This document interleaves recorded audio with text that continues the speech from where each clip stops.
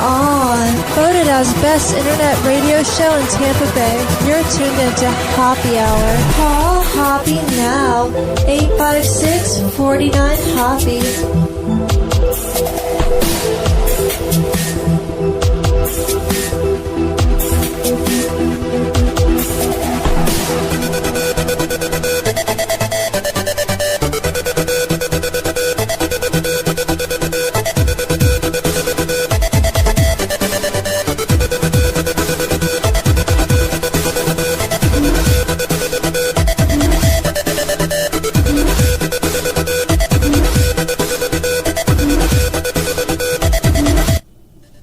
Yo, sup? This is Hoppe Hour. I'm here with AJ. What up? What up? Tweet at me at Ryan Hoppe Radio. Tweet at Promo Red 1025. That's you, right? Yes, that is me. Correct. We have so much to get into. We don't have phone lines because we're recording at my house. You should have kept. I know, like they could hear it, but I couldn't hear Darude Sandstorm. It made me think of how I had the opportunity, but I couldn't go because I was working to Sunset Music Festival. Didn't it get shut down anyway on Sunday? On the second day, yeah. I was supposed to go with Joe Remo from the promotions department, but it ain't my scene. I have back problems. I knew I wouldn't fit in there. He had to work too, so his opportunities were squashed. Dude. You know, it would be a fun time to go, though. I feel like it'd be crazy. It'd be a party at EDC. I wish I would. Honestly, I wish I would have instead of getting bitched out by my mom for having a communist Yashanka hat. So what happened with that? I saw you tweet that out at Promo Red 1025. So for those of you who don't know, Yashanka is those Russian like those flapper hats. Yeah. And you could just tie it up and it just be like it's very stereotypical Russian, like Soviet Union area, whatever. And it had the hammer and sickle badge. Like oh man, you gotta be kidding me! You serious? So my mom, yeah. Well, like okay. So I asked my friend Alina. She went to Russia, and she came back. I asked her for like a snow hat or a Yashanka. She comes back with that, but added her little touch to it. She added the communist badge to it. You've banged this girl yet? No, she's a friend. I wish I would, but in that friend zone pretty deep. But that sucks. No, so so she gave me the hat, and I thought it was hilarious. Yeah. And so I had it on my desk. And my mom called me during work like 5 or 6 times. And then she texted me, call me right now. And then so I'm like, what? What do you want? She's like, what is that? What is that on your, what is that on their room? I'm like, what do you mean? She's like, what is that communist hat doing there? And I'm like, no, Mom, because my mom's from Cuba and she doesn't like anything communist. So I'm like, no, that's just a joke hat. It's a Yashanka. She's like, that's a Soviet soldier's hat. I'm like, if you want, you could throw away the badge. Okay, I'm throwing away the badge and the hat.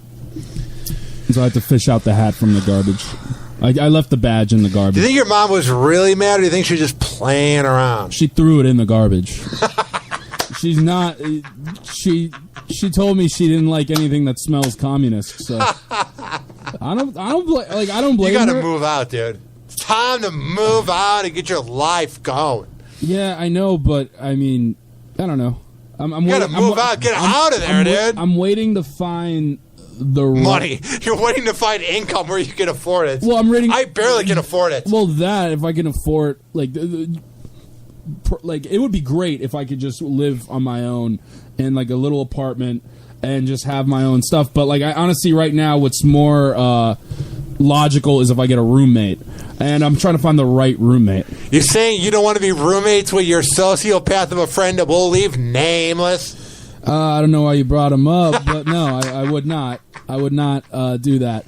But it's hard. But like, it's not even like even if I like the person, it's hard to find a good roommate because when you room with someone, they could be your best friend before, but you might end up hating each other because one person is like unorganized and they don't do the dishes or something, or the other person. What seems weird about having a roommate, what seems awkward about it is like, if you're completely different, if one of them is goth, one of them is like a cool jock, like if you're into different things, it's got to be awkward when you bring friends over if you're not into the same things. Yeah, definitely. Well, like if one's into like theater and one's into like watching sports, it's got to be weird when you're like, can I have my friends over to watch sports, and they want to watch live Rent on Fox TV or some live musical. You know what I mean?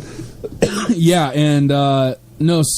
I like the only time I've had roommates was when I was dorming at USF, and we pretty much everyone was alike, but we had one kid who was just uber like into anime and into all that like that artsy scene.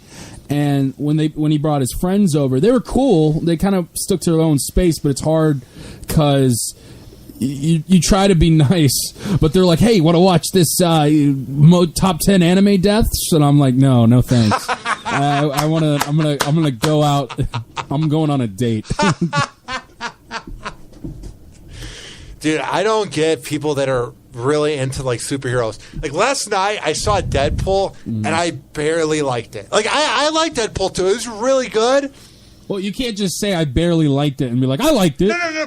What I'm saying is there were people that like got up at the end of it and were clapping and were like, oh my God. And you could tell they were about to like jizz their pants. Like, I thought it was really good, but I liked that it's like the anti-superhero movie. Like, I really question and wonder the people that get so into comic books. I just question the act of standing up and applauding at a movie theater. It's not even like the actors are with it. You're just clapping at a screen, and the one kid who like does the projection is like, oh, okay, I did a good job. They must have really. There was nothing wrong. Ah, man, dude. But back to with the roommate thing. Yeah. It's like you could be complete opposites. Honestly, the best roommates are just you get paired in college and you worked on a project once, and then you're just like, oh, hey, you're kind of cool, and you never really talk. That's the kind of roommate I want. Is like someone that like we don't have to be in each other's lives. Like I don't have to be hanging. I mean, if we ended up being best friends and he's the best man at my wedding, sure, that'd be awesome. But I think my perfect scenario is that he does his shit, I do my shit, and no one sets the house on fire. So, I live with my girl, though, but I've never had, like, an actual roommate where it's like you sort of know them and you pretend to care about them. And what I wonder is, imagine that night. You guys kind of figure out a way to mingle and go out and drink. You have a few drinks. And you have to listen to them having sex. He accidentally touched it. What? Oh, sorry. All right. I don't know. I thought you were going in a different direction with that, like a accidental homosexual relationship kindle. I don't know. No, I was going nowhere. Right. I was going near. You hear that, but I know what you mean. You hear the other person have sex, and the other. So keep going. I read that mood completely wrong. I had the mood over here. Let's say my mood was like, Canada. You were all the way in Antarctica. Yeah. You were on a different side of the globe with that mood. That was nowhere near where I was going. Okay. No, what I was saying is, imagine you're kind of good with getting with women, but your buddy just gets them every night. And every night you have to hear the bed creaking and hear the moaning. That must be so annoying if you have a roommate. Yeah. I was the one that... And it wasn't like the fact that I like always I'm such a lady killer that I always bring girls to my room. It was just that I don't think any of them were interested in women. They just stayed. They came home early. They stayed in their rooms.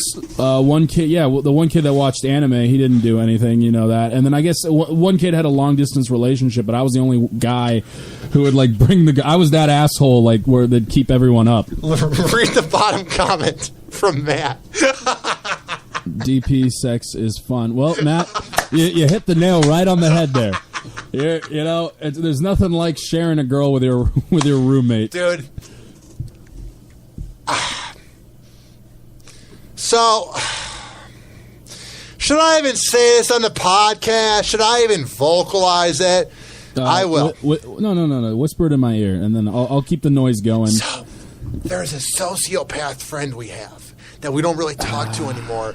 And you see, this is why I really wanted you to whisper in my ear, but fine, you got it out there. So me, the sociopath friend, and my girl went out drinking back in October, and me and my girl got drunk, and it was time for us to kick him out of our small place because we were hanging out, and we were going to have sex, and we told him, go home, blah, blah, blah, it's 3 a.m, goodbye. And he offered to either have a DP or watch. What? There was no part of me. That was when I realized when you see it on like Pornhub or XNXX, you go, I'm not going to watch it, but I get why people do it. Maybe they're into it. But when you have a real life proposition of it, that's when you realize that you love your girl and there's nothing sexy about two dudes and one girl. That was the most horrifying comment I've ever heard. That's a loser's bet, like having another dude with you there. Like, hey, can you help me out? No, I don't. I don't get the people that openly brag either. Because you hear every once in a while in life, you'll meet that one person that's like, oh yeah, I love DPing women. And you're like, why? Well, that's hideous. At least with an Eiffel Tower, you're on one side, he's on the other. You're literally... I'm not trying to be graphic on the show. I know I'm trying to push this show to be on the radio, and we're getting graphic today. What I'm saying is, that is horrifying to be that close to a dude. That is some grimy-ass crap. Yeah. No, I agree with you, and I don't know why he's still a friend and not a sociopath. Like, you say sociopathic friend, but I dropped the friend part a few months ago, and so it's a lot better. Dude, it was the weirdest thing, too, because I went, wait, you're being serious. You're not kidding. He's like, yeah. He's like, yeah, of course. Dude, you know who I think probably has been DP'd in her life? This is Roseanne Barr. It's a great segue. It's an amazing segue. Yeah, let's talk about So a lot of stuff has been happening with Roseanne Barr. One thing has happened. I have so much on my mind. I've listened to the different radio shows I listened to, the Kid Chris show, the Woody show. If Howard was live this week, I would have listened. I listened to Adam Carolla, Joe Rogan. So I've been hearing their opinions on it. I've been reading Twitter. And here's the thing. I'm listening. Do I think she's a racist? Yeah, because she's tweeted before and said things about black people being like monkeys. Do I think she tries too hard to be comedic at times, like 10 years ago when she had that picture where she was baking cookies in a Nazi outfit? Yes. I think at times Roseanne... I think it was like little ginger Jews. That's a gingerbread juice. I think Roseanne's issue, she's really talented. Roseanne Barr is brilliant, but I think she gets in her own way. I think the issue is Roseanne Barr isn't able to deal with her popularity and how funny of a person she is. So the issue is she always feels like she needs to take it to the next level, and she always shoots herself in the foot. If it comes with the cookie incident 10 years ago or grabbing her crotch while doing the national anthem, it seems like she's her own worst enemy. She stated, like, blame Ambien. One of the things, so she was on Ambien at the time of doing it. I have a lot to say. To say. You know that dirty, rotten bitch Roseanne Barr isn't sorry when she has made all these tweets. Real quick. I think she's a genius and at what she does. Yeah. And I think but that dirty, rotten bitch. So many people are out of jobs because of her. Yeah, John Goodman and the guy that plays Sarah, they're good. They're doing good in life. But what about DJ? And what about the person that was the makeup artist on the show that are now out of jobs? Here's the issue. And here's my issue with Roseanne. Is she seems like kind of that raging narcissist, AJ, where it's everybody else's fault for not feeling bad for her. Because the issue that I've seen is she hasn't named off every single person who is now out of a job because of her. Everything has been about me. And it seems like Roseanne Barr is a very self-centered person. Because, I mean, the show is named after her. It's not like it's a show like, let's say, King of Queens, where it's not like the Kevin show. You know what I'm saying? Where, like, the show is literally named after you. Well, you think that makes her narcissistic? But what I'm saying is, literally, she gets so wrapped up in I'm Roseanne Barr, it's my show, we're back, that I think she doesn't realize that she's affecting other people. And I think the biggest issue with Roseanne Barr is the fact that she is so self-centered and so wrapped up in her own world that she doesn't think about other people. Because Roseanne Barr, to me, seems like a smart enough person. I don't know if Roseanne Barr has 140 IQ. I don't know if Roseanne Barr is a genius, but she's great at what she does. She's a great person when it comes to acting, and she's a great comedic talent. So for that to happen, you have to have a high enough IQ. That joke and whatever she's been tweeting wasn't funny if it was 1992 and the show was in its first run. So you better believe in 2018, where we get offended by everything, I want to know the logic that was going through Roseanne Barr's mind, AJ. I want to know what was going through her mind where she goes, you know what I'm going to do? I'm going to make a racist tweet, and I'm the top show on TV right now next to The Big Bang Theory and The Voice, and nobody's going to get offended, and I won't get canceled, even though the person that runs ABC is African American. I want to know what was going through her mind. And this whole bullshit from Roseanne Barr, AJ, of her blaming Ambien. I don't take Ambien. I take other meds for my ADHD and bipolar, but I despise when these public figures get into trouble, AJ. And I despise when they blame it on the meds.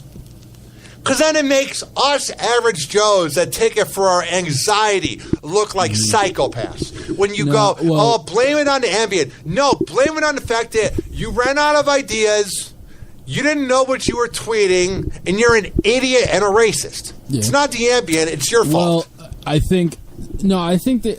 honestly do think that the Ambien probably does, because you don't know, she could have been mixing it with alcohol.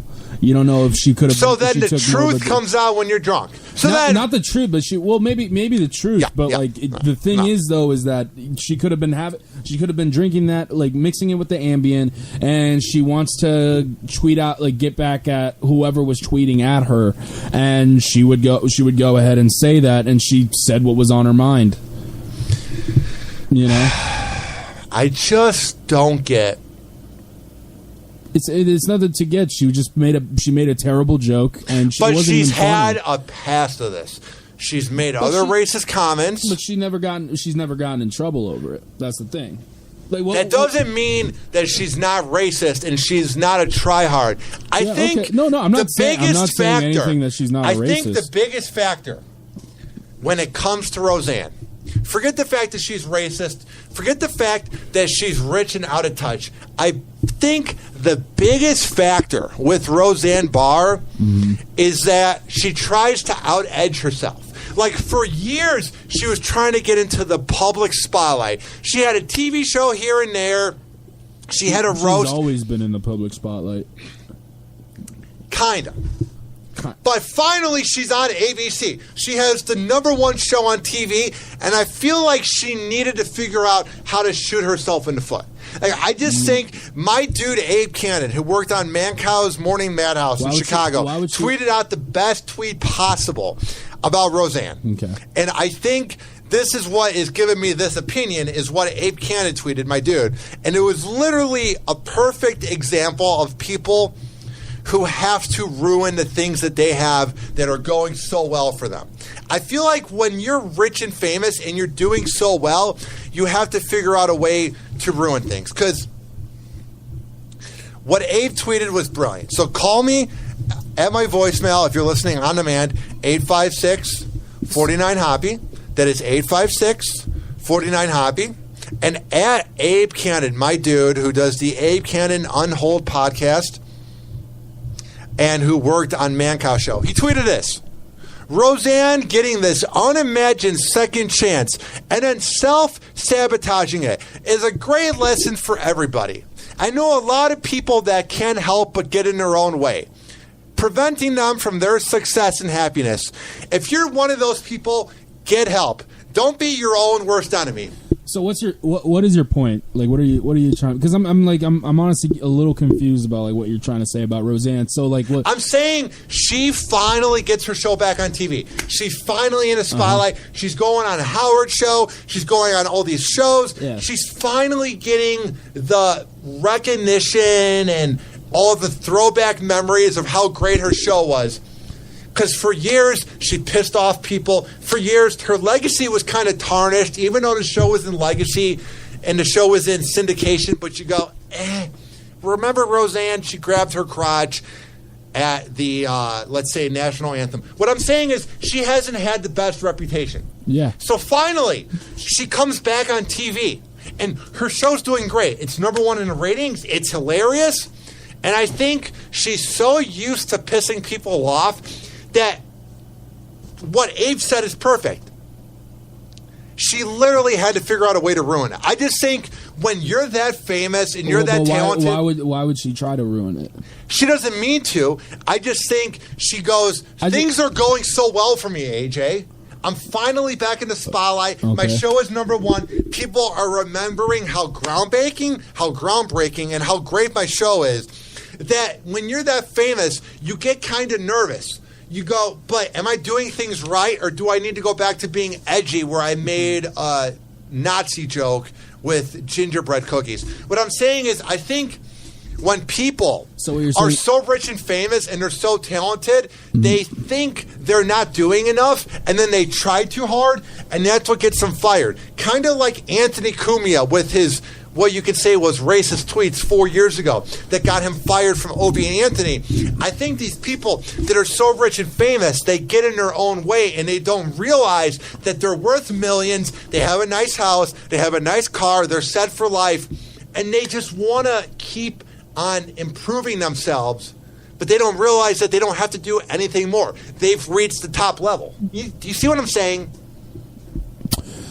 Kind of, but like, I don't know. You're kind of losing me at your why she was doing it. You're saying it because how am I losing? No. Okay. Let me say. So what I've gathered is that you're saying that Roseanne is got to, like, she's at a point where she got her show back on ABC, okay, and she got nervous. She's like, well, what's next? Yeah, and she just goes ahead and tweets. That's her tweet. The reason why she made that tweet is because that shocking tweet people would keep talking about her. Yes.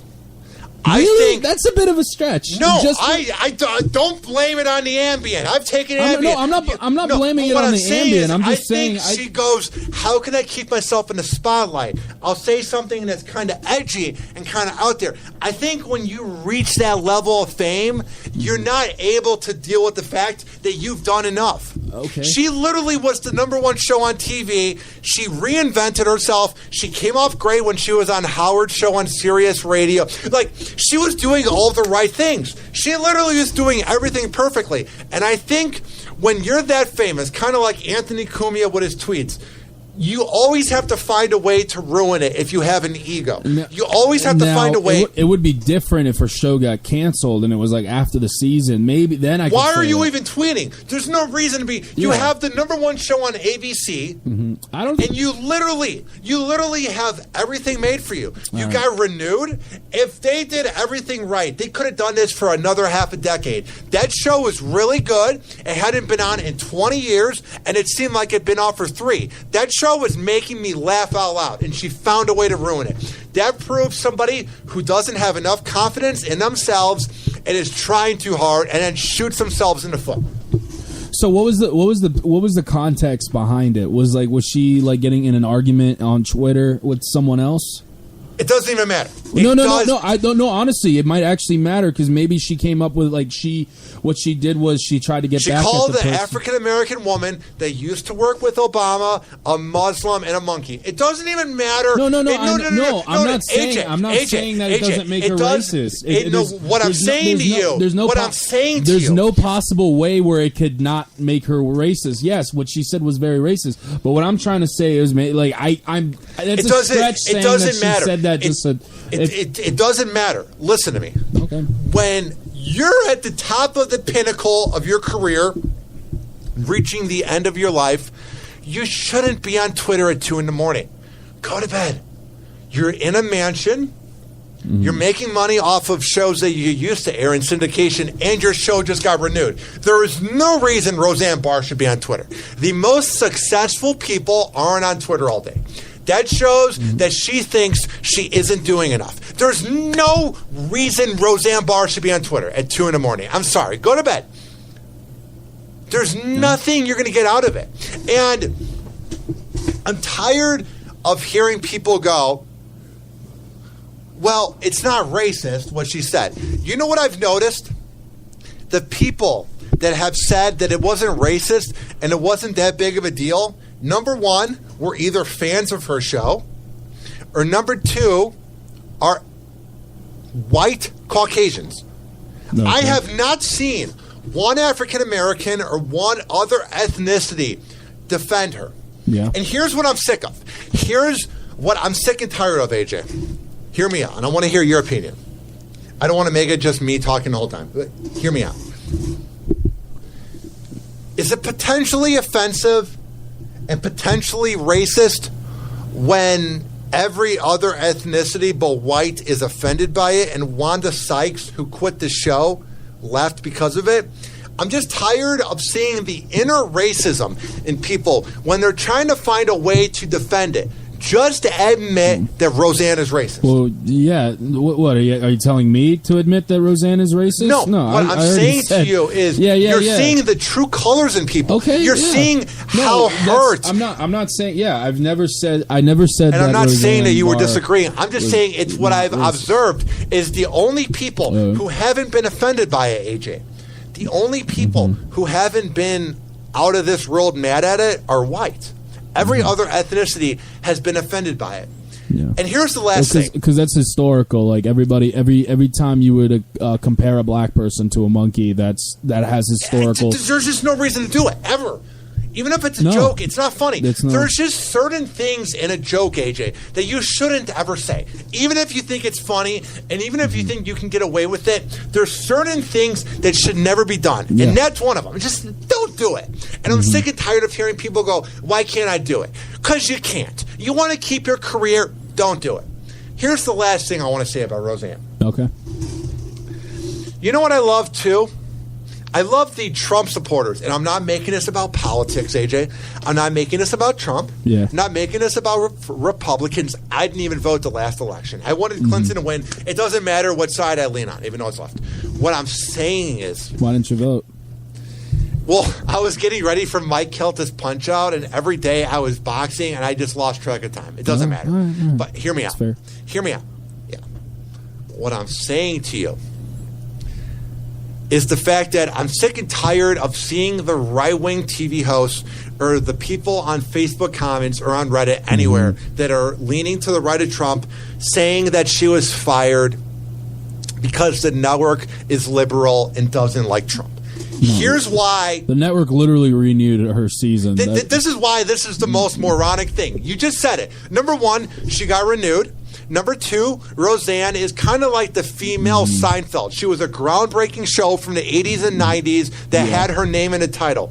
Everything was going right for her. Do you think the president, AJ, who is African-American, wanted to do this? No, they were making fucking millions off of Roseanne's name. Yeah, and the fact part of the reason why they had Roseanne on was because it was a conservative twist that's not shown a lot on TV. So they're like, hey, Roseanne at the time wasn't conservative, but that's how a lot of that's how lower class family would transition to. But yeah, no. So ABC saw that opportunity as like, okay, this is like kind of from the conservative side of view, and that's why they had it on. They liked the fact that it was the main character was conservative. You know what I love too? It's so great. I love the people, because I've been reading a lot online. I've been trying to take in a lot of information. Been trying to take in a lot of different opinions. Not because I'm taking other people's opinions, but I like to see what people think. But I love the people that lean right, AJ, that go, well, Walt Disney was a racist drunk who treated people badly, and ABC Network is owned by Walt Disney, so they're hypocrites. Walt Disney has also been dead for 52 fucking years. Yeah, if you weren't racist in the 50s, you weren't cool. That's just how it was. No, first of all, there's not ever been any written evidence of like any of his shit that he did. Second of all, there's rumors though. But what I'm saying is, I love seeing the people that go, well, this is the same network that's owned by Disney. Disney has been dead for so long. I've seen that everywhere. Go to a Flintstones cartoon and see what the black guy is doing. Dude, I've just seen that everywhere, and I go, what? Yeah. I think the Flintstones, the dinosaur who voiced the trash compactor was black. The voice, I don't know. I think I remember that like that. I'm definitely could be wrong. Don't quote me on that. But like, if you go back in time with every company, there has been racism, unless if it was like a company started by black people and owned by black people. Here's how I'm going to wrap this up, AJ. You don't think I've been too one-sided and not giving you enough talking time? I'm fine. No, I just been. What I do during the day is I canvass. So I go door to door promoting Jeff Brandes, who you should be voting for in the upcoming election in November. So what I'm saying is, I have a lot of time to think while I'm going door to door knocking, and then if they don't answer, I just drop off the flyer. So what I'm saying is, I have a job during the day where I have a lot of time to think. And here's my thing: maybe white people aren't able to see it as racist because they're not white, but anybody out there who doesn't see Roseanne and what she said is racist, just read how African Americans and any other ethnicity is responding to this, and try to put yourself in their shoes, because they're not doing it to screw over the white man. They're not doing it to be over the top. That's how they truly feel. Like Soul Brother Kevin from 102.5 The Bone was so outspoken about it last night. It was great. And I love seeing the inner racism. And when I say love, I'm not being literal. It's just sad to see these people tweet at him going, no, you're racist. No, I love seeing the racism. Let your hate flow through you. But you know what I'm saying? I know what you're saying. It's just the only people that haven't found it racist are white people. And that's saying something. So what are you looking up? I wanted to see what Lillian Disney looked like, wife of Walt Disney. So, she died. She died near my birthday. Wow. Same year too. She was hot. You could definitely tell. Well, I don't know. Walt Disney's net worth was probably immense. I would sleep with him too if I was a girl in the 50s, 60s, 40s. You go, Lillian. All right. Here's the deal. Enough about Roseanne Barr. Yes. We're going to come back. And we're going to talk about that racist pig, Walt Disney. So light up your pack of Winstons and drink an old-fashioned. We'll be here for a while. Dude, it's been crazy that it's been a half a month since we did the show. Like, I miss doing it with you. Yeah, it's hard to masturbate at night too, man. I have forgotten your face. That's why I have an orgasm. But yes, I'm sorry. Yes, do the break. Do the intro for the next break. I'm sorry I derailed it. We'll be right back on Hoppe Hour after this. Do not touch that computer mouse, that tablet. However the hell you're listening. Hoppe Hour. Hoppe Hour. Hoppe Hour. Hoppe Hour.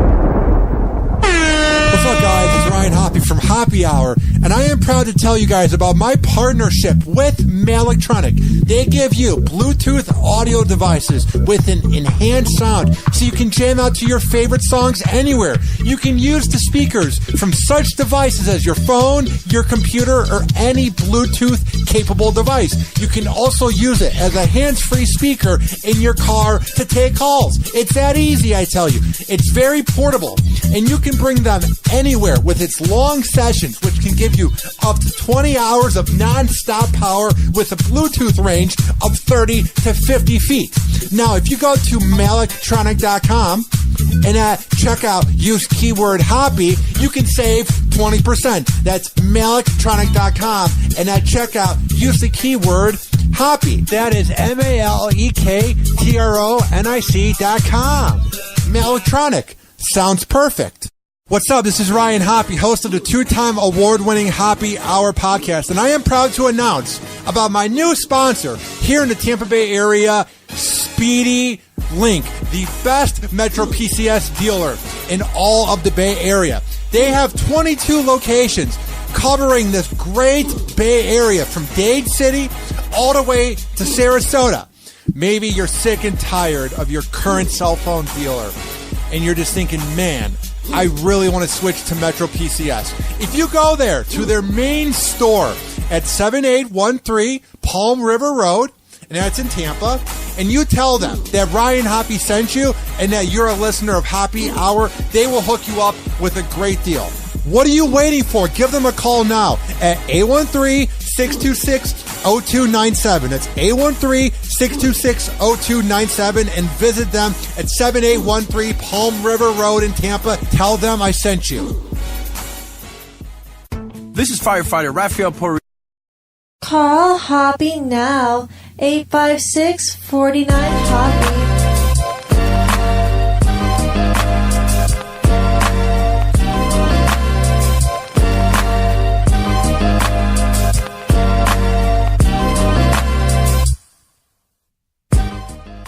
All right, I didn't even want to address this. Don't address it. No. It's time to turn Hoppe on and not focus on bullshit.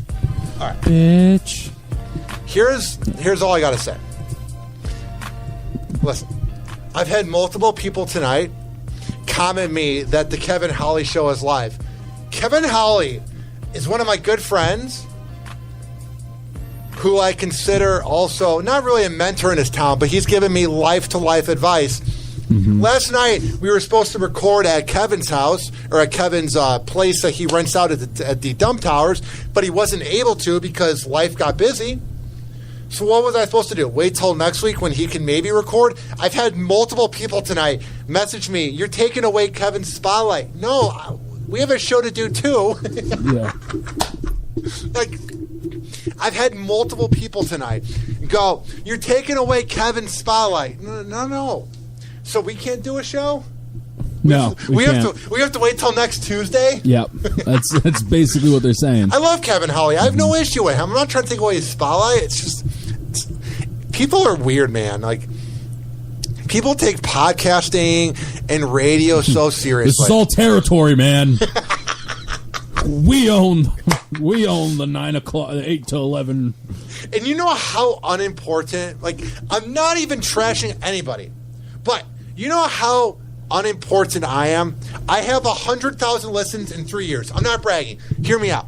Adam Carolla gets that probably in 10 minutes that his podcast is out. So if other podcasts that are arguing with me have less listens, you're so unimportant compared to Adam Carolla and Joe Rogan, and they don't even matter on the grand scheme of things when it comes to this thing called life. Well, so literally, none of this matters. Here's this thing about podcasts, too. And you can listen anytime. When you miss a show, you can go like, oh, I missed a show. I guess I'll never know what happens. No, you can go in and download it. This isn't 1988 where you go, should I listen to Don Imus or Howard Stern if I'm in New York? Oh, wait, I'm going to miss one of them. No, you literally, if you're listening to Kevin Holly right now, you can listen to me later. Or if you're listening to me, you can listen to Kevin Holly later. Or if you're listening to Johnny B on 102.5 The Bone, you can listen to me later. That's what's brilliant.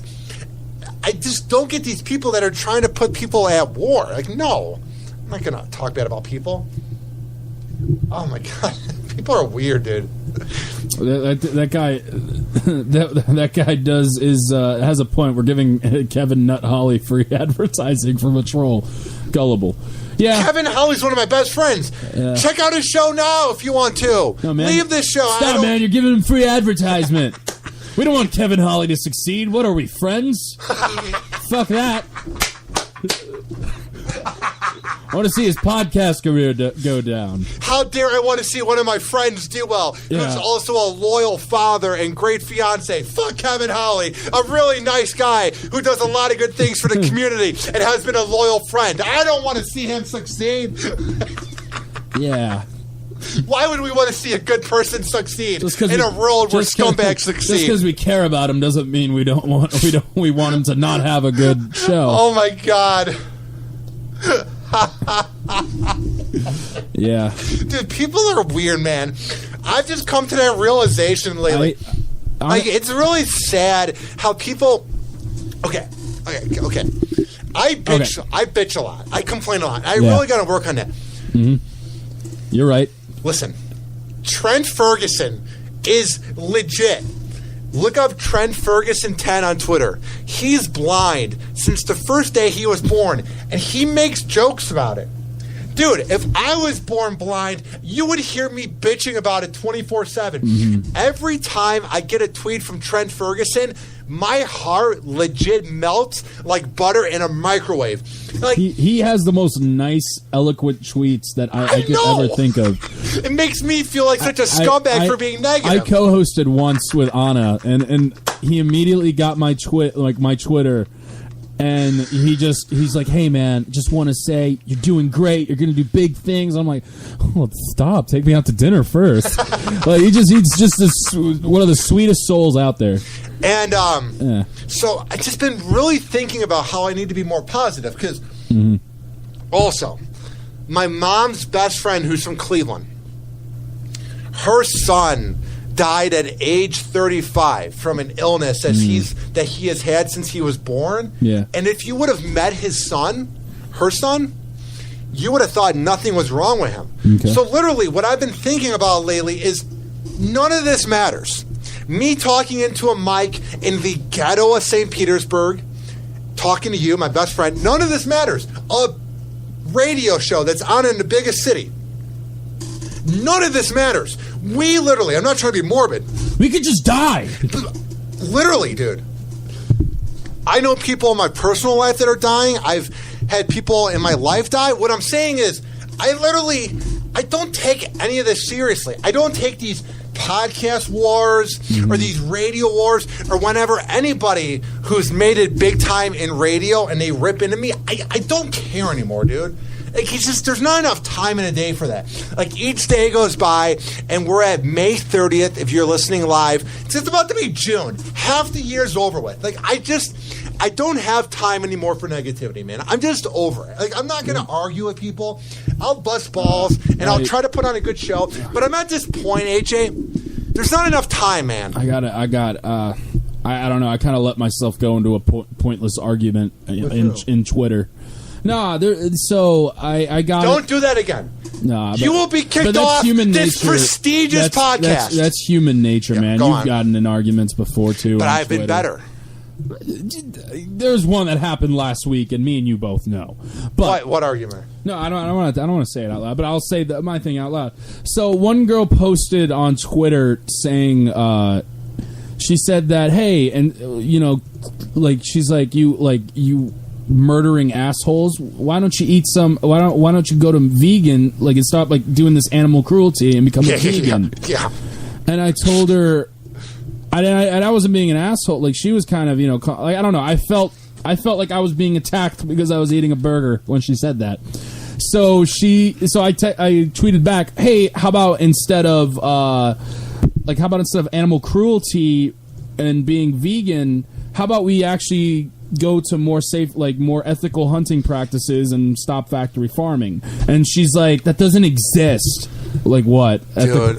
You can't reason with it. I'm like, well, there's ways where you can do sustainable animal farming, and without, because I've seen that shit. Have you seen the documentary Food Inc. and the way they stack these cows and chickens on top of each other? You know what's funny too? That's terrible, and I agree with that. But there are ways where you can, either with hunting or sustainable animal agriculture, where you could you can definitely, without any cruelty, they'll get to roam. Yeah, you have to kill them, but that's what animals do.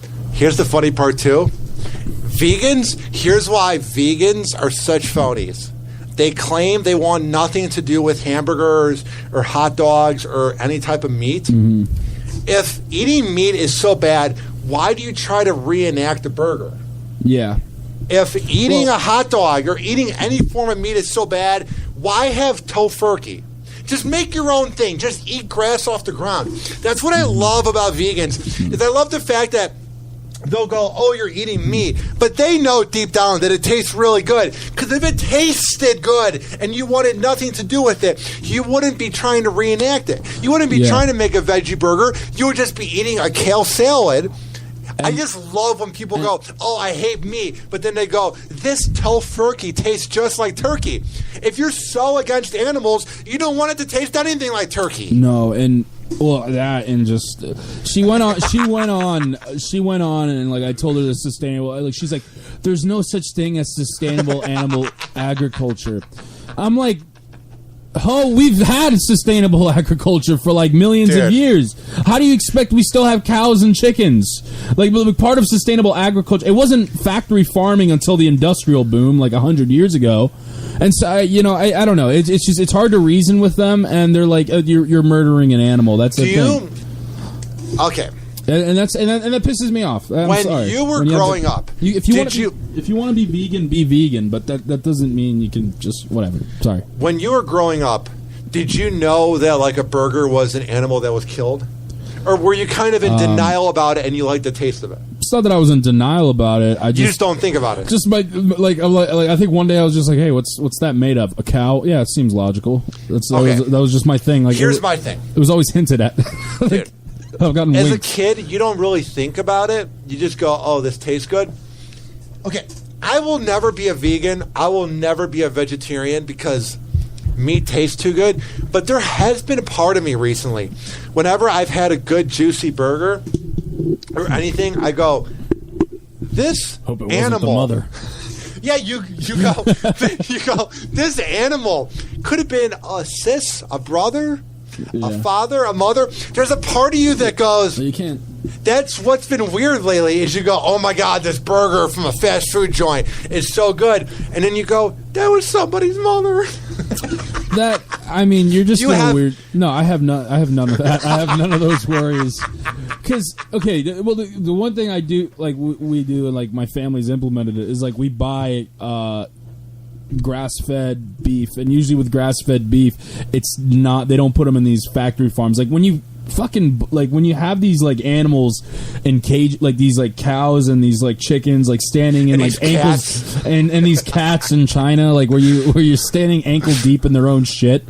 Like I get it, like that's cruel. Like you shouldn't do that. You let them go out and graze in a farm, and then while the other cows are standing over there, just two shots to the back of the head, they're out. That's fine, but the factory farming is gross, and it is not only an ethical problem, but it's also like it could be like there's health problems too. Have you ever had a vegan ever serve you a really well-made burger, and they're going, this will taste just like McDonald's, and you bite it and you go, this is nothing like a burger, and they're serious. They're like, this will taste just like a Bar Louie burger. You won't even notice the difference, and then you take a bite out of it and you go the best shit for McDonald's is like, I want to taste the eyeballs and the intestines that they grind in with the beef. Like, that's where the real flavor comes from. You can't just take some fake beef patty. Although they have actually made I forgot what the thing is called, but people are saying that in New York they like concocted this like soybean and other ingredients, and it tastes just like beef. That's what everyone's saying. Like, and it's funny the way they worded it too. It's like, no, it's no fucking joke. Like, and we're not saying it just to appease our vegan friends. Like, it does taste like beef. Oh my God, is that funny? Yeah, I don't know. I just, and then the moment like I was proving points to like say like ethical practices and making it safer, she was like, I'm not gonna try to explain something that should be taught to you at school. Is she really the type of girl where like her crap doesn't smell and you can never win an argument? I can just imagine what she looks like. She's not bad looking, but no, she's a cute she's a cute girl, exactly. and no, like, and here's the thing, we went to high school together. Yeah, you did. And I have a lot of. Did you ever bang her? No. Mouth hug? No mouth HJ? hug. There's time. It's weird. I don't want to get into it too much. I don't. I'll talk with you afterwards. Yeah. But AKA during the break. Yeah, AKA during the break. But We were the type of people to kind of butt heads, but I had respect for her, and I think she had some like mutual respect within each other. But there's a lot of times where we do butt heads because we have like these really big opinions. Like I was the type of kid in class to just, if the teacher was doing something that pissed me off, I just walked out, and I would make sure that I voiced my like opinion. Do that fake laugh you would do when a kid would make a bad joke. I love that. Out of everything about you, your good looks, your personality, that's my favorite thing is that laugh. Thank you. No, I've done that a few times. No, there was one time where this teacher, the way she did this test, it was I had 15 minutes to do it. So it took us we had 3 questions, only 5 minutes per question. We got down to 10 minutes. She's like, "Oh, I did the first question wrong. Let me rewrite that." And I'm like, "Why don't you just change the answer to what the question was?" And she's like, no, we got to rewrite that. And like it took us, by the time 15 minutes were up, we had to redo the question. So I was like, screw this. Like she's like, done. And I tried to fight for extra time. She's like, nope. And so I'm like, you're bullshit. This whole system is bullshit. I'm getting out of here. And I just walked away. I was just a real trailblazer. Sound like you're a douchebag. Something you were trying hard. I had good teachers. There's some teachers that I didn't agree with. There's one teacher who was like, hey, like he was the type of teacher who tried to be everyone's friend, and he's like, "Oh, you see this homework?" Rips it up, and he's like, "Out the window! You guys don't have to do homework today. You still got to do it though, but I won't grade it," which is weird. And so he complained that we never do our homework. And I never took his class seriously. I had like a high. It was just I wouldn't either. It was this really easy class to get by. I ended up doing 90. Like I had a 96, and I didn't do shit in that class. So then she at the end of the year, he's like, "You guys were the worst class in the world," and I'm like, "Are you going to be our friend or are you going to be a teacher? Pick one, asshole. You can't be both." And then he was like freaking friending girls in our class. What did he look like on Facebook? What famous person did he look like? Oh, it's hard, dude. He had a handlebar mustache at one point. Of course he did. Because he was trying to be quirky and, I'm one with the kids. Oh, it's kind of funny. I'm different. I'm edgy. I'm an unorthodox teacher. And we had these things where like he had break time and we just go out to the fucking basketball court and we just throw a ball to each other in a circle and just a whole class. Think of a bunch of 18-year-olds getting you get them in a circle like they're about to mess with the parachute from kindergarten class, and just nice throw, Jim. AJ, good toss, a little bit. You got to use your elbow a little bit, but there you go. Didn't take him seriously. I don't think anybody did. And here's one thing that really pissed me off about it. He'd take time. So he was like an amateur like hack writer on his spare time, and so like he would see these reviews on Amazon. Yeah. And so he'd explain to them why the people who gave bad reviews to his book, why they're wrong. and then he had this competition where it's like, hey guys, I'll give you extra credit if you vote up my book on this contest. What the fuck? Yeah. What school did you go to? No, it was a private school, and it was a good school. It's just that one teacher was just, I don't know how they let him in. It's like, hey, what do you guys? So why should we hire you? Well, I give them break, and I get to read them my book. He attempted to do that. I remember once. He's like, hey, so I just made a book. And he was like trying to come off, like pass it off as a joke. He's like, oh, I could read my book or we could go outside. And we're like, yeah, we'll go outside. Everybody in unison was like, we don't want to read your fucking book, you idiot. Stupid cock. Sounds like a real cock. Yeah, he really pissed me off. But I wish him well. He's just scared. Somebody just messaged me. I don't know if it was talked about on the radio, and I'm not going to even say anything more than what it said. Someone just messaged me, Hoppy, did you bang Monica? I don't even know what that means. Well, did you? No. Oh, okay. I've never banged someone named Monica. I don't even know what that means. God, you get the weirdest comments on Periscope because at least with Facebook, it's the real name. But like Periscope can get the weirdest comments. You're just like, who's typing that? People. Oh, yeah, I don't know what to tell you there. Now, who are these things that are watching my video and commenting? Well, people. Hoppy. All right. Here's the deal. They're people. We're going to come back. talk a little bit more about LeBron James and much, much more. All right. Here's the deal. Do not touch the computer mouse, that tablet. However the hell. You watch the show or you listen to the show. Something like that. Happy Hour. Happy Hour. And now it's time for Tone Deaf Music Theater.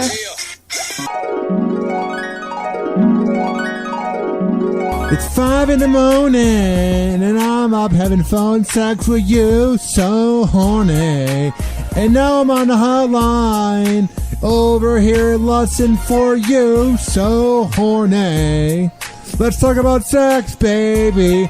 Let's talk about you and me. Let's talk about bubbles in the tub. Let's talk about make and live. Let's talk about you on top. Or me going, Let's have a little phone sex, baby, on the hotline. What's up, guys? It's Ryan Hoppe from Hoppe Hour, and I am proud to tell you guys about my partnership with Malectronic. They give you Bluetooth audio devices with an enhanced sound, so you can jam out to your favorite songs anywhere. You can use the speakers from such devices as your phone, your computer, or any Bluetooth-capable device. You can also use it as a hands-free speaker in your car to take calls. It's that easy, I tell you. It's very portable, and you can bring them anywhere with its long sessions, which can give you up to 20 hours of non-stop power with a Bluetooth range of 30 to 50 feet.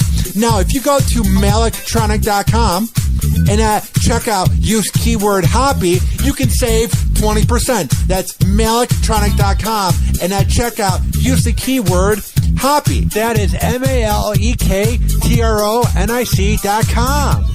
Malectronic. Sounds perfect.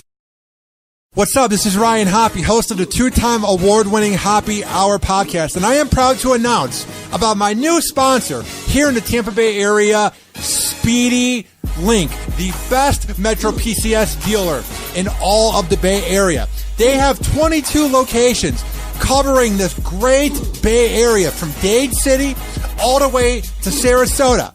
Maybe you're sick and tired of your current cell phone dealer, and you're just thinking, man, I really want to switch to Metro PCS. If you go there to their main store at 7813 Palm River Road, and that's in Tampa, and you tell them that Ryan Hoppe sent you and that you're a listener of Hoppe Hour, they will hook you up with a great deal.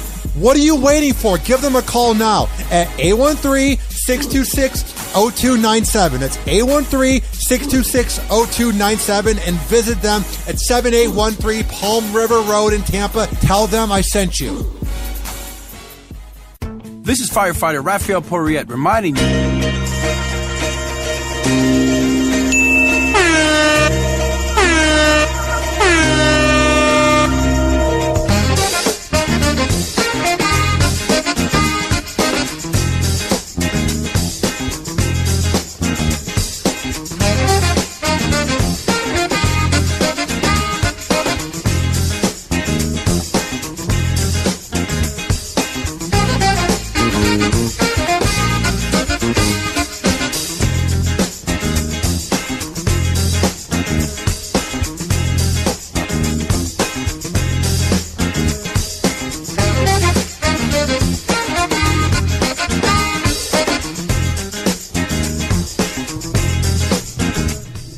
Okay. I have something I want to talk to you about, AJ. Yeah? What do you want to talk to me about? You know what? Sit on my lap. What do you want to talk? Get over here. Get over here. No, I'm not sitting on your lap. You sit on my lap. That's how it goes. I'm your father in this situation. Now, speak, you know what I'm son. sick and tired of? What are you sick and tired And of? I think it needs to end immediately. Okay. Attention, anybody on this planet. Nobody, if you're a sports TV analyst, a fan, or somebody on social media. Just keep going, man. Don't look. Listen. Don't let them break you off your track. Oh no, I was just reading a text from my fiance. Don't let her bring you off your Okay, track. what I'm saying to you is, don't ever compare Michael Jordan and LeBron James. Here's why. Here's why I'm listening. I'm sick and tired of this. it's just reached this point. It was kind of fun at first when he first began in the league. They're never going to play against each other. And it's just like, how about to anybody out there that loves arguing that Michael Jordan... Shut up, cat. How about anybody out there that goes, well, Michael Jordan was undefeated in the finals and LeBron James has lost in the finals. How about we just do this? We appreciate this once-in-a-lifetime player that we have in LeBron James. He's literally a guy who has lived up to the hype that he had 15 years ago and more. I just love the people that have to find a way to critique LeBron. Oh, well, he didn't do this right. Mm-hmm. Michael Jordan, the reason why he was so brilliant was he never lost in the finals and he made the game worldwide. Yeah. LeBron James... There's no reason to compare anymore. It's just you're not going to win an argument. Mm-hmm. And it's like, it first was kind of cool at first to go, who's better, LeBron James or Michael Jordan? But it's just like, enough already. Like, here's how we should be looking at LeBron James, AJ. Yeah. You know what I like about LeBron? I was watching him in Game 7. Did you watch the Game 7 against the Celtics? No. Oh, well, I watched Rockets and Warriors, but not Celtics. We'll get to that too. LeBron James literally carried the team to victory. And watching him play, I was about to board op for the bone for 12 hours, and I knocked it dead. I did everything right. And I was unsure if I'd be able to board op for 12 hours. But watching an all-time great do it flawlessly inspired me to do my job as well as I can. And that's how I think everybody should be looking at LeBron James. Everybody should go, people like him influence me to be an all-time great. And whatever I'm doing, if you're mowing the lawn for a living, or if you're scanning items at Aldi's, that took a while to say, or if you're, shut up, or if you're a garbage man, or if you're in class at USF and you want to get all A's, what I'm saying is, how about we look at these athletes and we go, they inspire me because they're so great at what they do and they put in so many hours. Yeah. We should be as good at what we are in life. Even if it's banging your wife or it's jerking off, you want to be as good as LeBron James is at basketball. I'm just as good as LeBron. I'm just as good as masturbating as LeBron James is to basketball. Also, what did you think of the Warriors Rockets? Here's my thing that I'm sick and tired of. The Warriors have gotten lucky with the past 3 injuries, including Chris Paul. Okay, they've gotten lucky. Yeah, but at the same time, I have multiple points, and here's my first one. If I had a lot of money to bet, and my show was crazy listened to, like it had millions of listeners per show, and somebody would record this moment, I would make a bet that James Harden will never win a ring when he's the main guy. James Harden is just not that guy. James Harden's a great player. He's worth millions. He bangs any girl he wants. There's pictures of him shirtless at a club. He lives a great life. But James Harden, in any moment, in any role that he's ever needed, if it was the 2012 finals when he was on the Thunder and they choked against the Heat, or if it's been on the Rockets, James Harden and clutch moments just do not mix. There's nothing about James Harden that you look at that you go, oh, he's an all-time great. He's going to go into the Hall of Fame. James Harden has the gift of basketball that we weren't given to. Like, he's really good, but what I'm saying is he's just never going to be that guy. He's never going to be LeBron. He's never going to be Kobe. He's never going to be Tim Duncan or Michael Jordan. Okay, well, yeah. But he's never going to even be the guy that leads you to the promised land. He literally... The problem is he doesn't know how to fight adversity. When his game is thrown off, he doesn't make people around him better. So they're not making threes. They've lost. They missed shot 27 three-pointers in a row. So there's no part of him that goes, okay, we need to regroup and get things back together. I just don't look at James Harden and I go, because he's going on 30. He's going to be 29 this year. He's been in the league for almost 10 years. He's just never been that guy that in a clutch moment impresses you.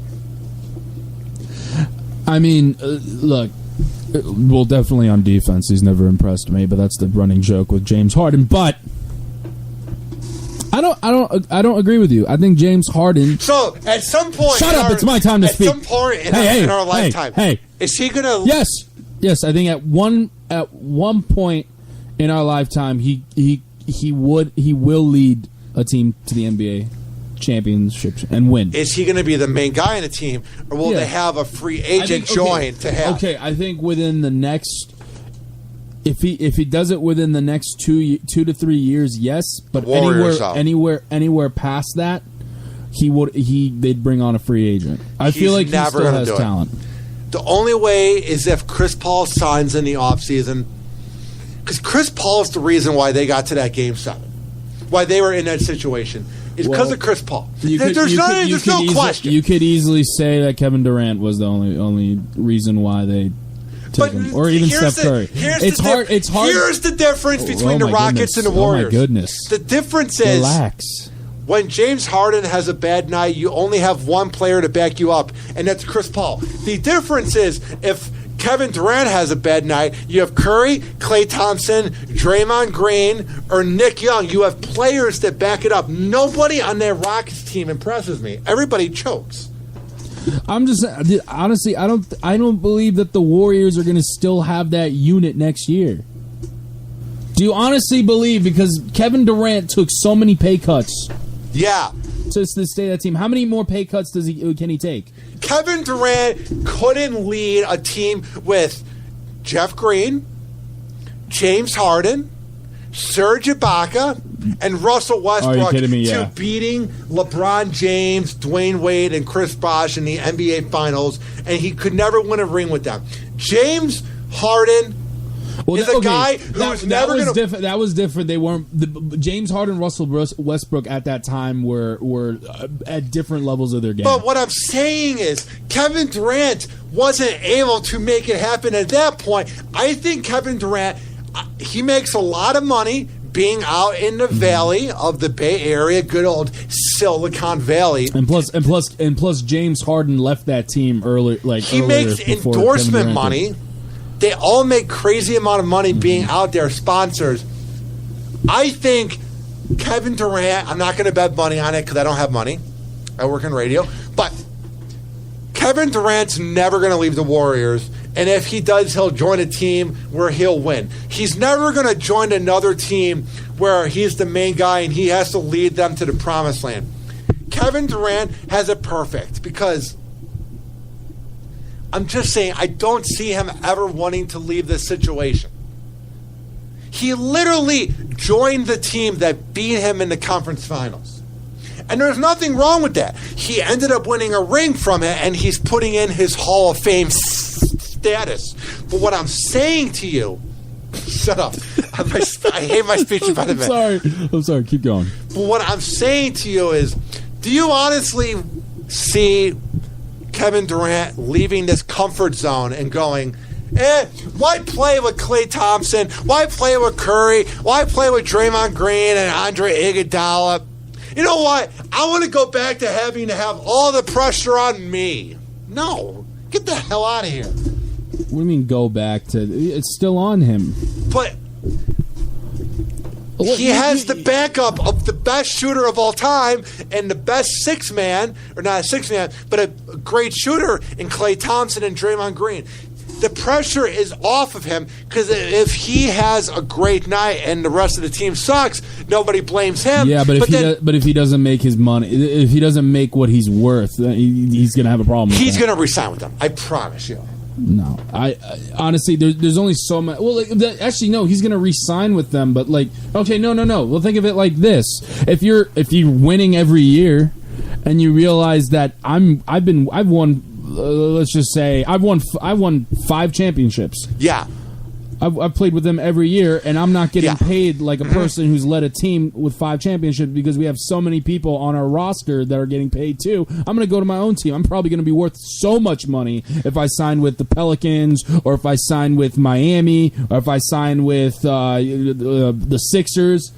I just don't see him leaving the Warriors. Dude, I totally can see him. I just imagine, and it just goes. It doesn't take a basketball. All you need to know are just the pay cuts that he's been taking, and the fact that unless they figure out some way to have him be like top billing.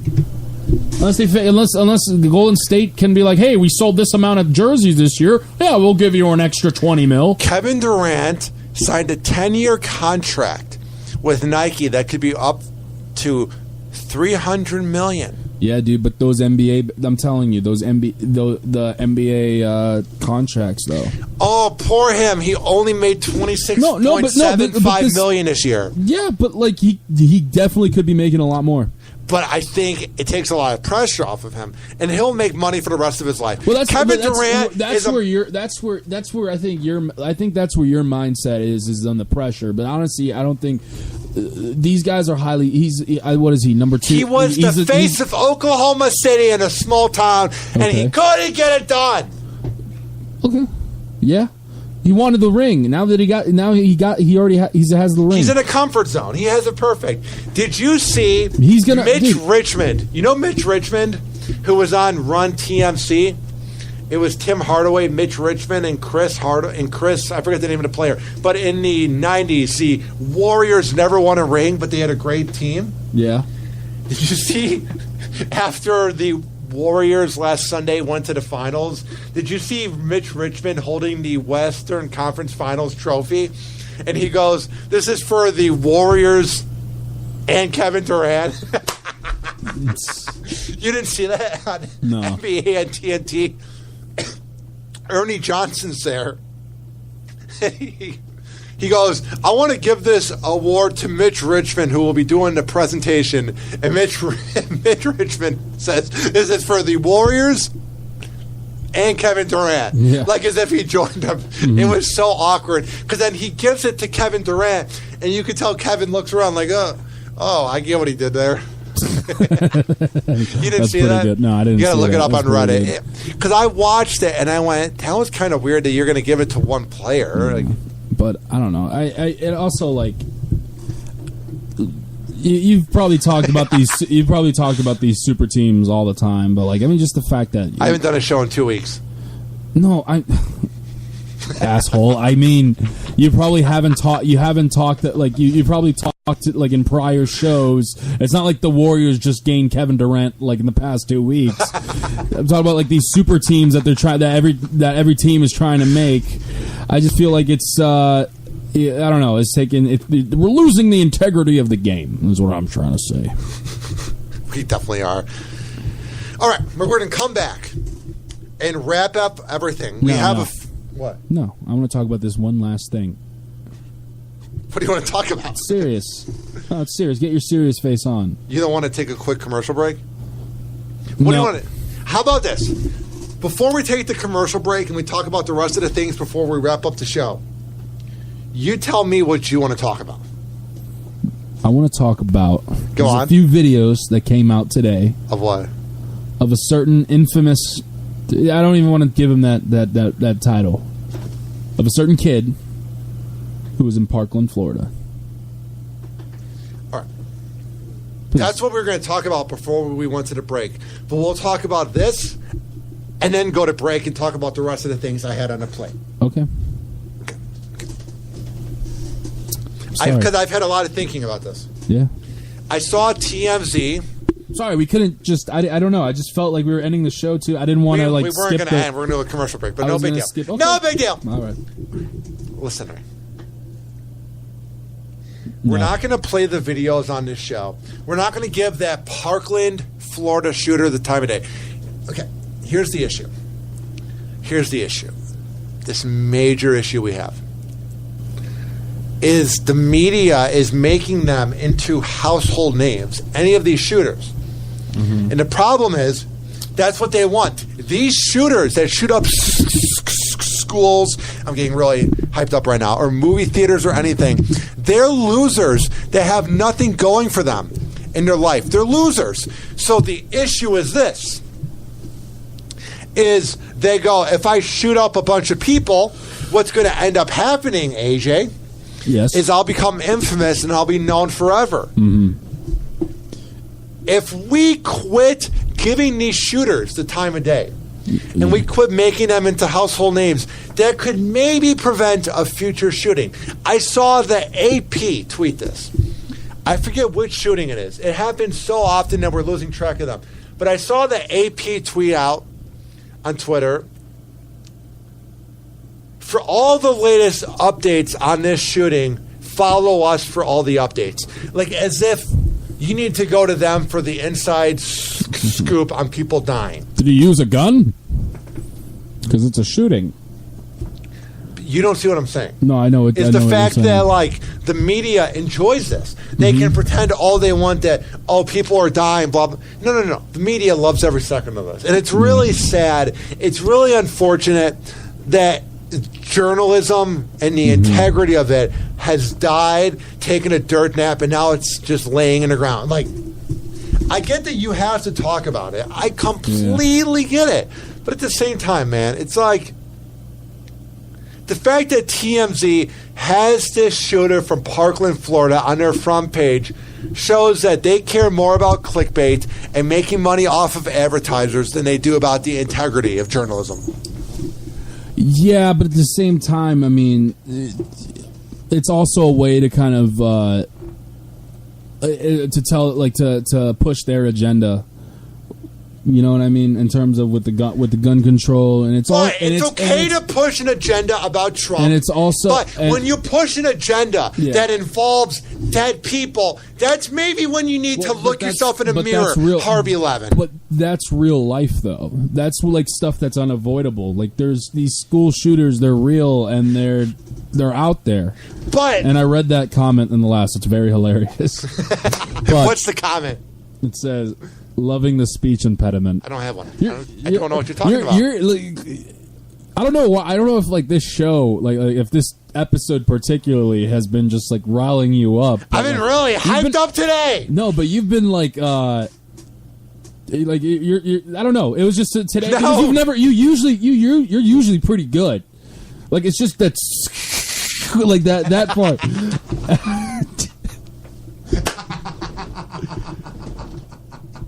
And he's usually like I remember like the past like I've never laughed at whenever like you like have these little winks of speech impediment because you're usually pretty good at hiding it, or you're usually I feel like your speech pathologist, that if you've gotten a speech pathologist, has done a really great job with you, but for some reason this episode, you know, I think you're just riled up a little bit.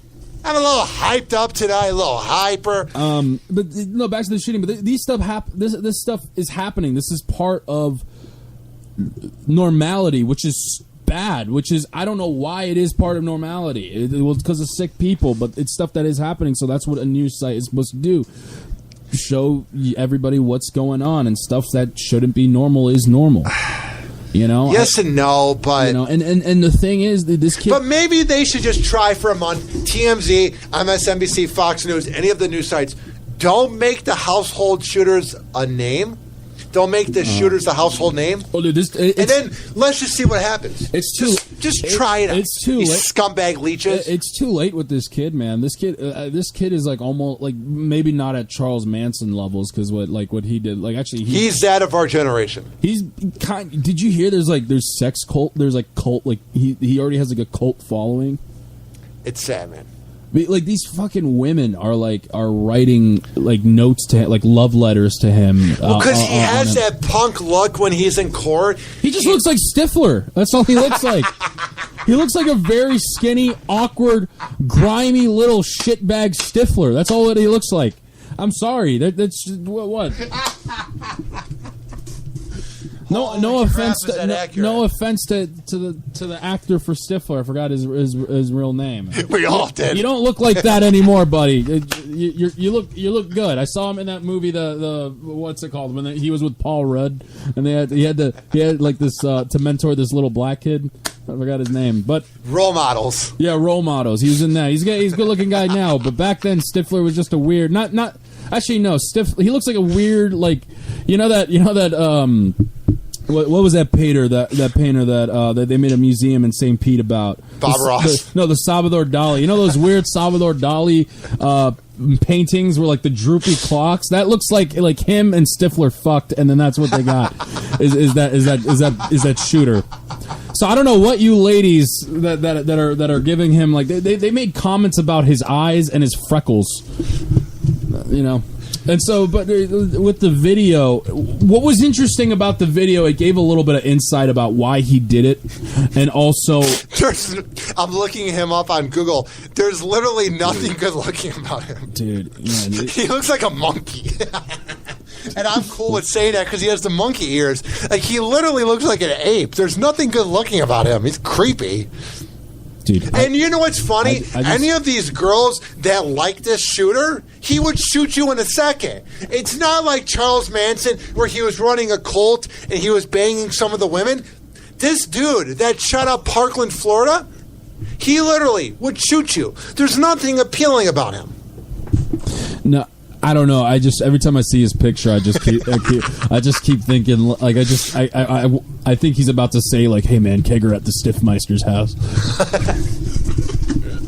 I don't know. What is that dude's name? I'm looking it up. I don't know. Just look at Stifler. Just search up Stifler. They're literally Sean Michael Scott. Yeah. Sean Michael Scott doesn't look like that now, but like when he was younger, he had that weird kind of blocky head that he just had to grow into. God, how much sex did he get off of being in the movie American Pie? Being Stifler, yeah. You know how much time like people want to tell him, like, "Hey, can I bang your mom?" It's kind of like me whenever I'm at Wawa and people go, "How tall are you?" I've had people just go up to him and go, "Dude, I want to bang your mom." Yeah, you and everyone, am I right? And he just gives him a weird high five.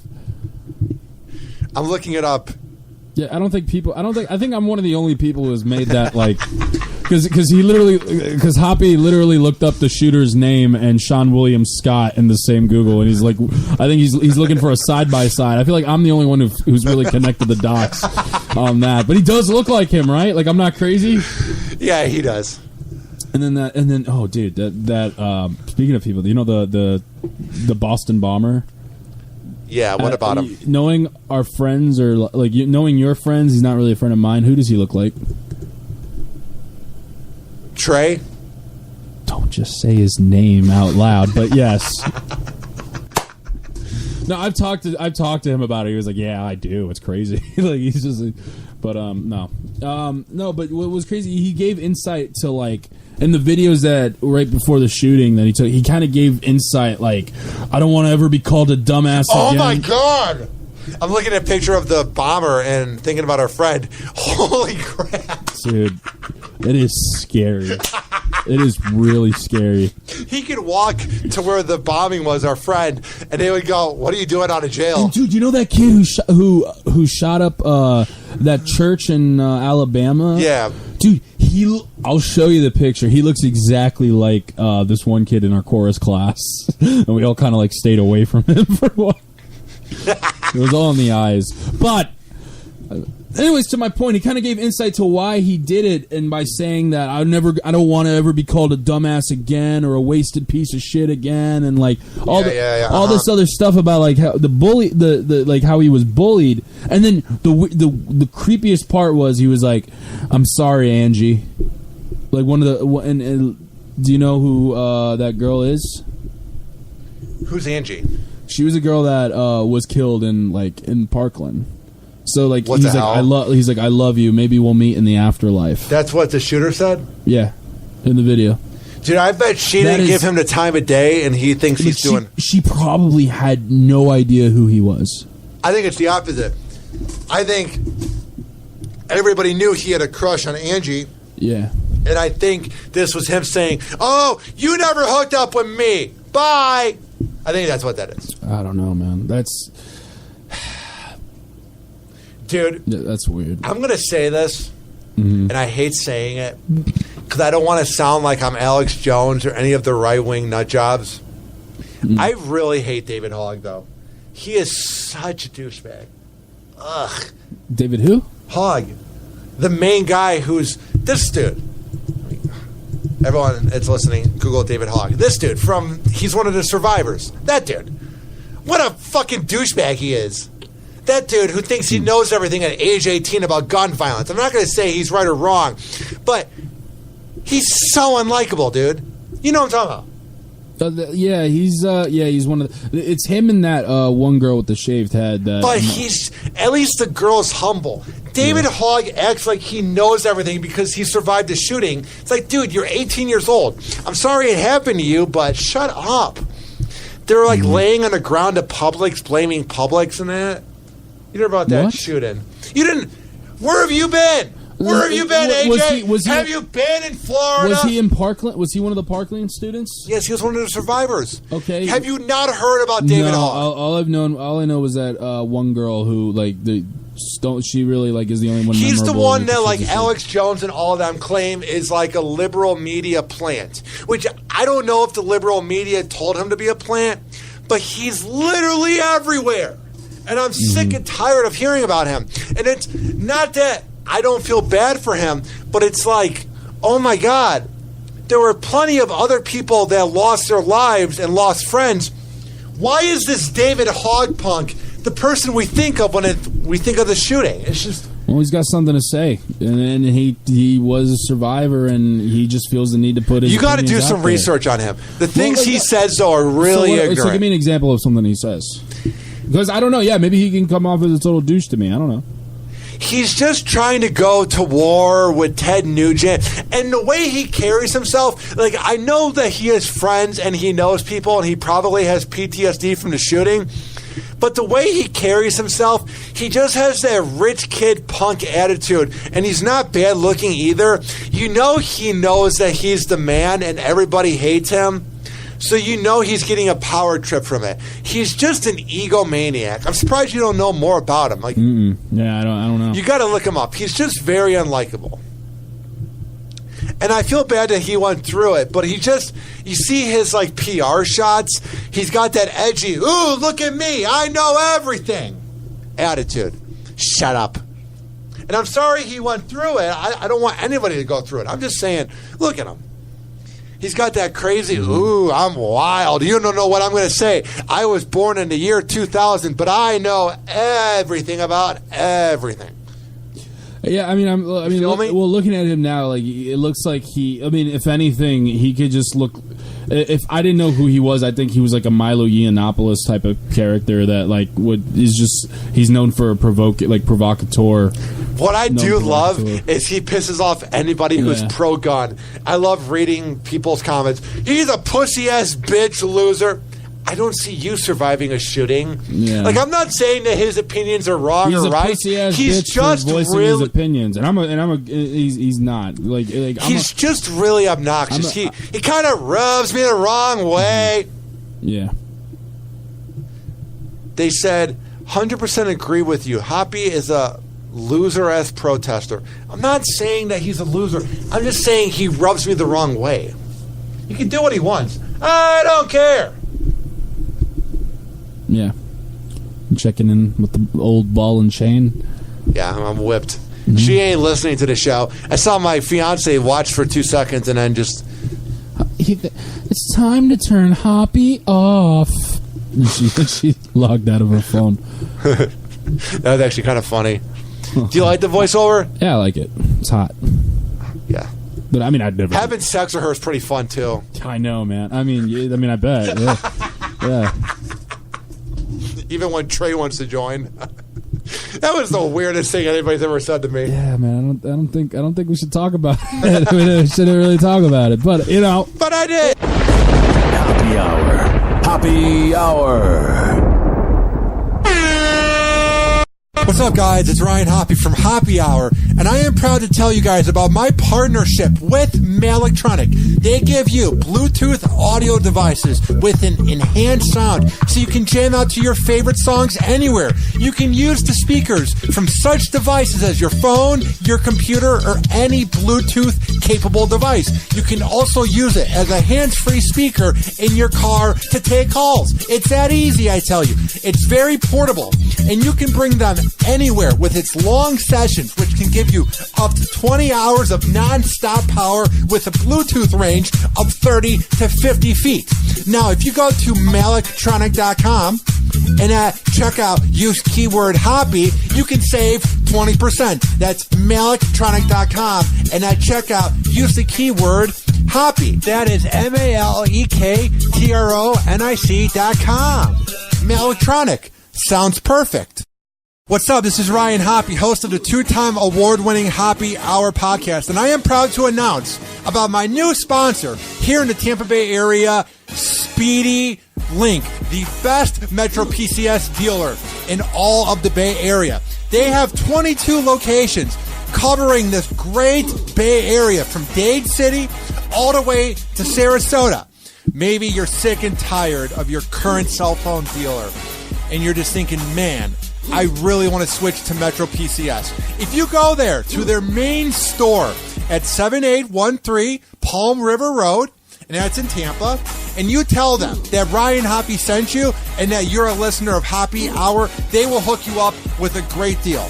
What are you waiting for? Give them a call now at 813-626-0297. That's 813-626-0297, and visit them at 7813 Palm River Road in Tampa. Tell them I sent you.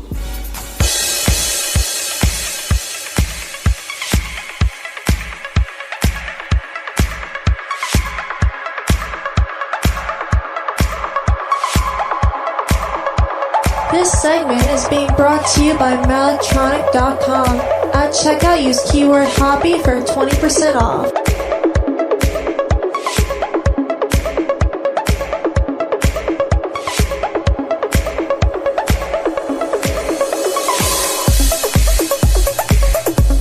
All right. About to wrap things up. Like a rubber. Okay. I have one last thing I want to rant about. Have you ever been in the Midwest when it's cold out? No. Close. I've been in Pittsburgh, but that's not Midwest. That's close enough. It's cold. By Erie. What month were you in Pittsburgh? December. So you were there when it was cold. Yeah. What was the temperature?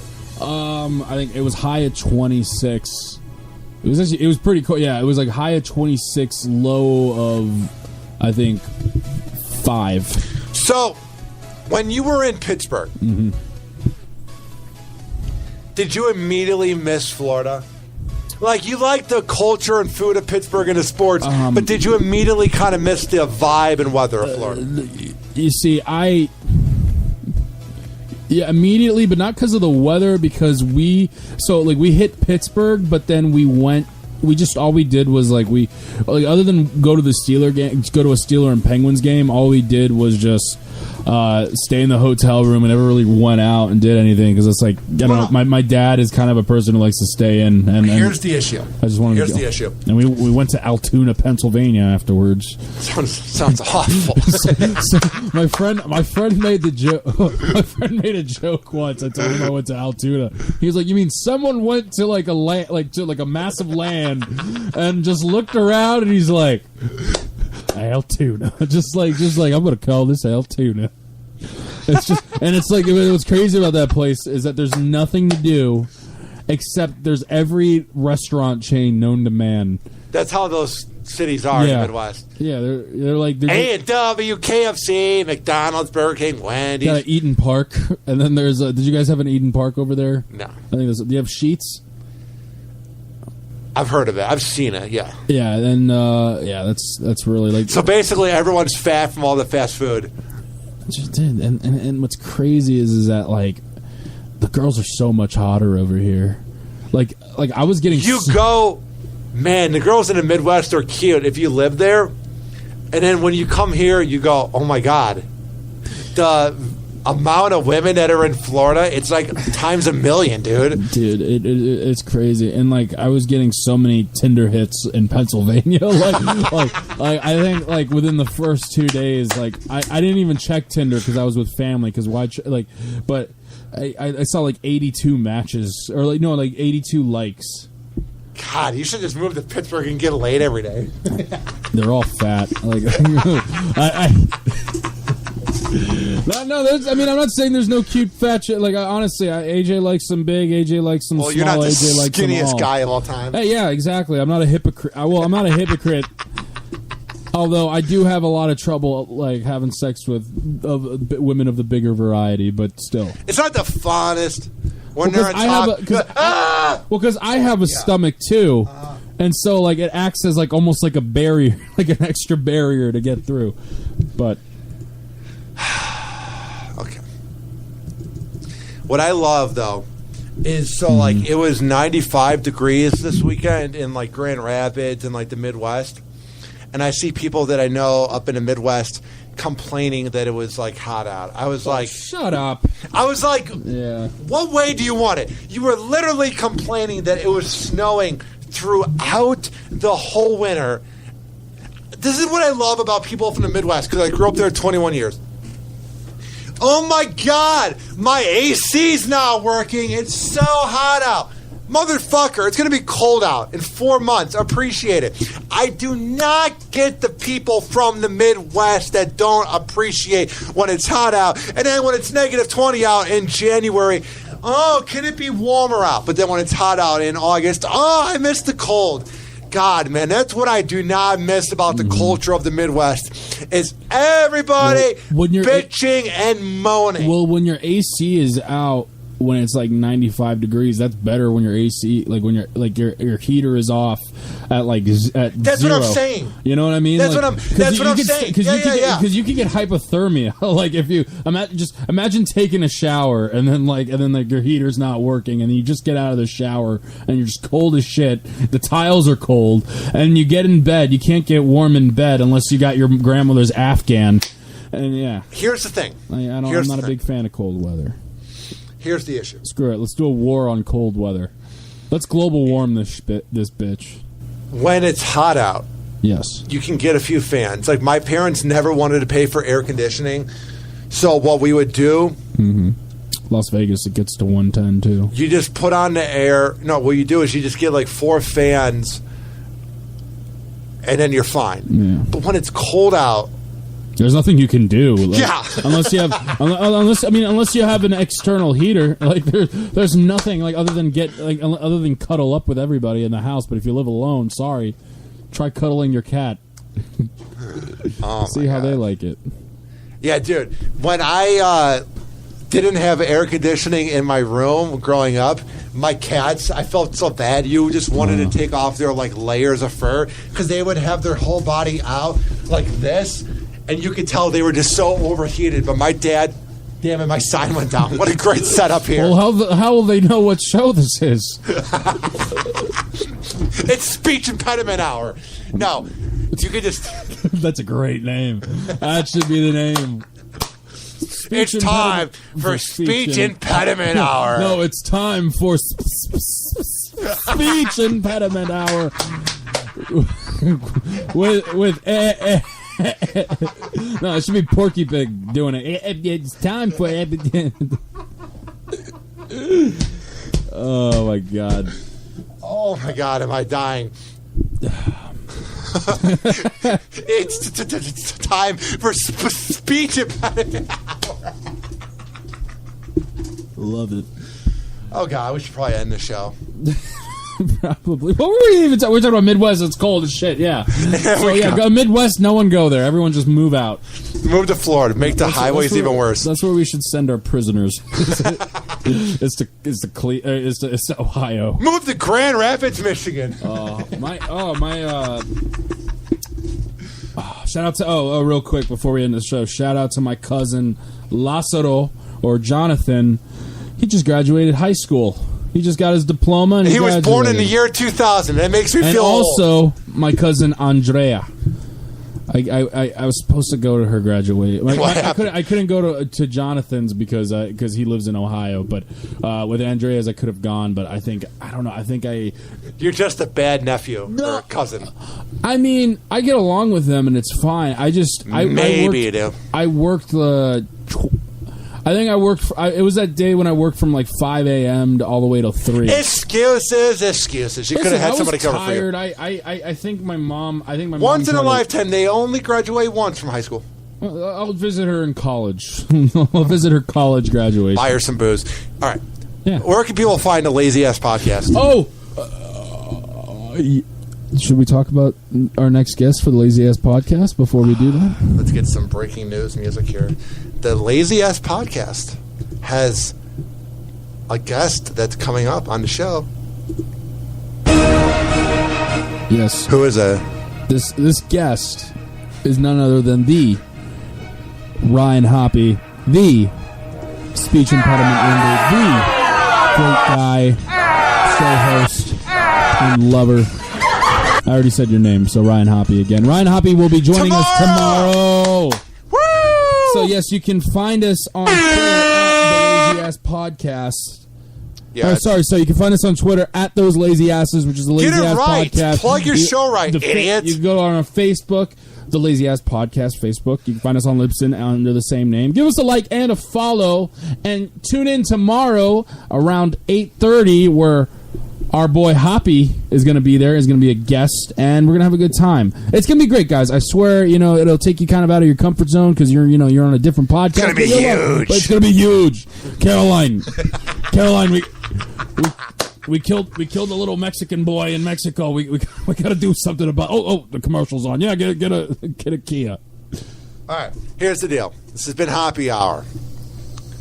Bye. See ya. Hoppe Hour. Hoppe Hour.